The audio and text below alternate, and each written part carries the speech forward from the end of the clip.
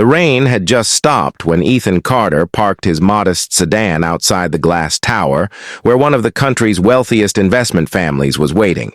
At 32 years old, Ethan was the founder and CEO of a fast-growing technology company that had quietly earned the respect of customers across the industry. Newspapers often described him as a brilliant entrepreneur, but those who knew him personally would say his greatest achievement was raising his 6-year-old daughter, Lily. Since losing his wife 3 years earlier, Ethan had learned to balance board meetings with school pickups, investor calls with bedtime stories, and business decisions with the responsibilities of being both a father and a mother. It wasn't easy, but he never complained. Lily was the reason he kept moving forward. That morning, her school had unexpectedly closed because of a plumbing problem. Ethan had tried to arrange a babysitter, but everyone he trusted was unavailable. Rather than cancel one of the biggest meetings of his career, he brought Lily with him after making sure the investors had no objection. Their assistant replied that it wouldn't be a problem.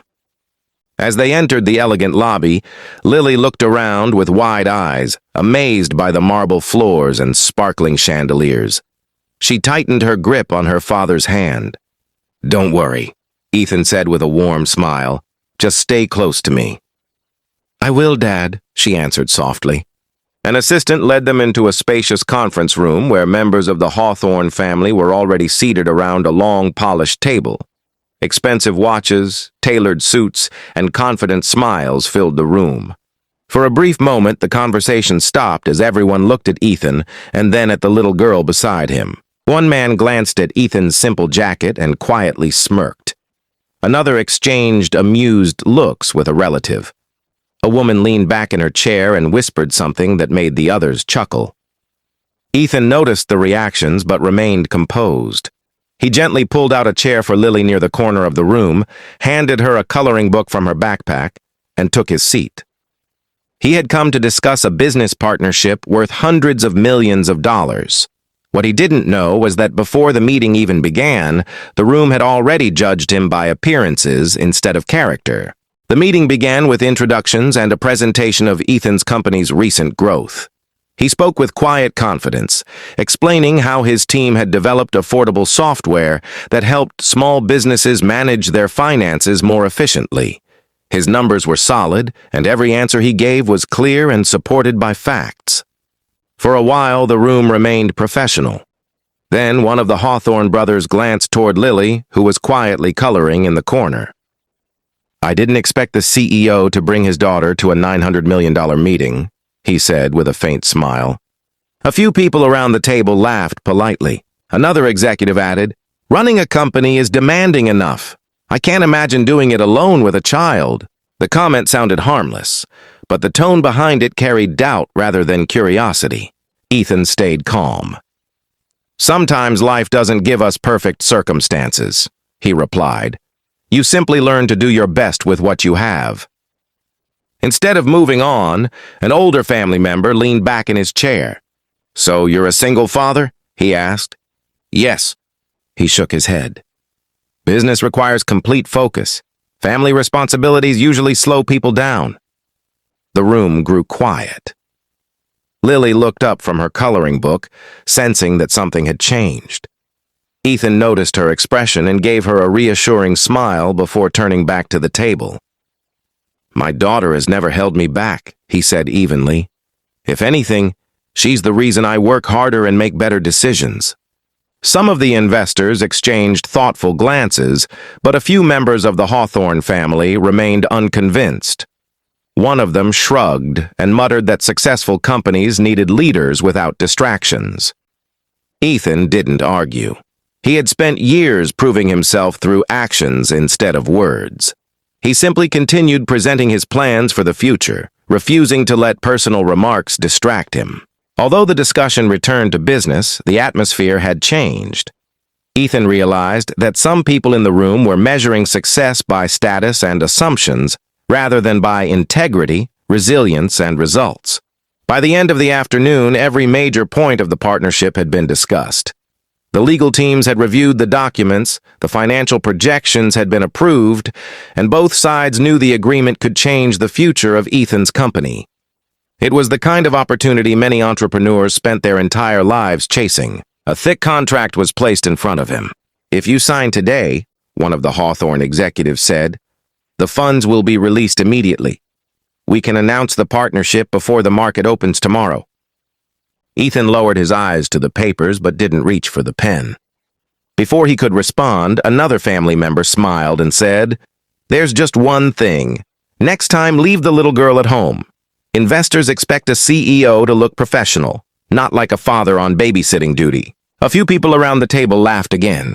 The words hung in the air. Lily quietly looked at her father, confused by the laughter. She hadn't interrupted the meeting once. She had simply sat in her chair, drawing pictures and waiting patiently. Ethan closed the contract without reading another page. The room fell silent. "I'm grateful for the offer," he said calmly.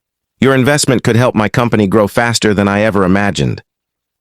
Several executives nodded, expecting him to sign. But growth means very little if it comes at the cost of self-respect. The smiles around the table slowly disappeared. "I built this company by treating people with dignity," Ethan continued. "That includes my employees, my customers, and my family. If my daughter is seen as an embarrassment instead of someone worthy of kindness, then we're not the right partners."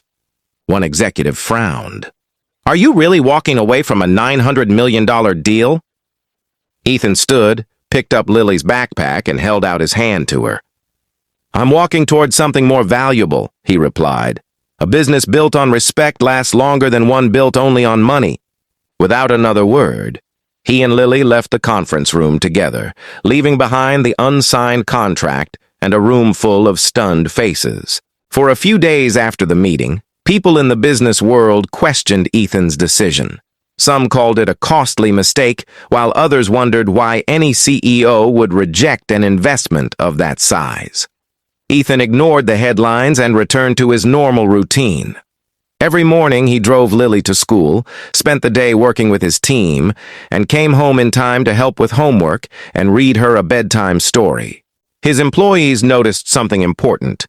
Although the company had walked away from an enormous opportunity, Ethan's confidence never changed. He reminded them that a business built on trust could survive setbacks, but one built on compromised values would eventually lose its direction. A few weeks later, news of what had happened inside the meeting quietly spread through industry circles. Several respected investors reached out to Ethan, not because they felt sorry for him, but because they admired the way he had handled himself. They believed a leader who refused to trade his principles for money was someone worth supporting. After careful discussions, Ethan accepted a partnership with a group of investors who shared his vision. The investment was smaller than the original offer, but it came with mutual respect, complete transparency, and the freedom to grow the company without sacrificing its culture. Over the next few years, the business expanded into new countries, hired hundreds of employees, and became one of the most trusted companies in its field. Looking back, Ethan realized that walking away had not closed a door. It had opened the right one.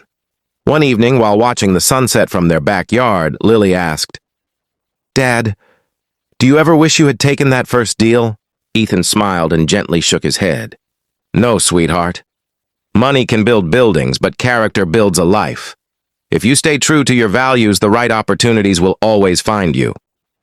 Lily smiled, knowing that the greatest lesson her father had ever taught her was not through speeches or success, but through the choices he made when no amount of money could buy his integrity.